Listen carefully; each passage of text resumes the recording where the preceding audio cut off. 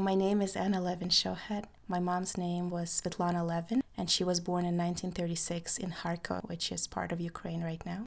My grandfather, Abraham Levin, served in the Red Army, and it was in late fall of 1941, so this was after the Babi Yar.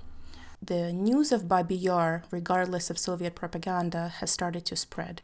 And so by November, many people have heard the rumors of what happened to the Jews. What my grandmother tells us is that my mother was very sick. Whether it's measles or mumps, it's kind of hard for me to say at this point, but my grandmother tells the story of my mom being in a hospital with very high fever, covered from head to toe with some wonderful rash, and anyone looking at it would obviously see that it's infectious. Doesn't matter what the infection's name is, looks horrible. And so she is with my mom in the room. And at night, she hears knocking on the window is open, it's my grandfather. This is the second floor of the hospital.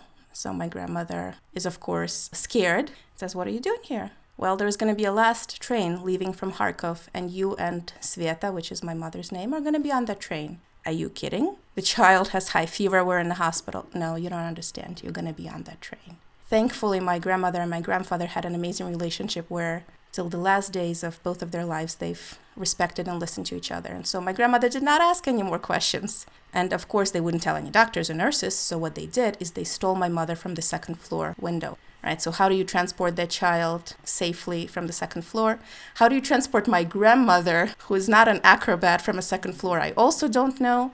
My grandmother was able to buy a ticket and be on that last train. Of course, no one would allow my mother to be on the train because they would check, right? So anyone who's sick was not allowed to leave. When the train started to leave, my grandmother was in the last car. My grandfather was with his friend, and my grandfather and his friend, who has helped him and basically saved my mother's life, they ran after the train as the train was moving, and they threw my mother, and my grandmother caught her.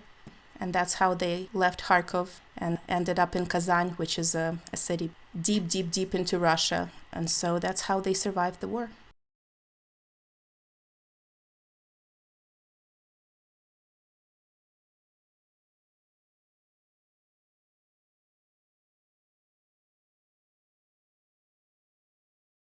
What happened in Kiev did not repeat itself in Kharkov. And what I think happened is probably my grandfather has heard the rumors of what has happened in Babi Yar. And he basically deserted the army for whatever number of days it took him to get to Kharkov, to steal my mother from the hospital, put her on the last train, and get back to the army.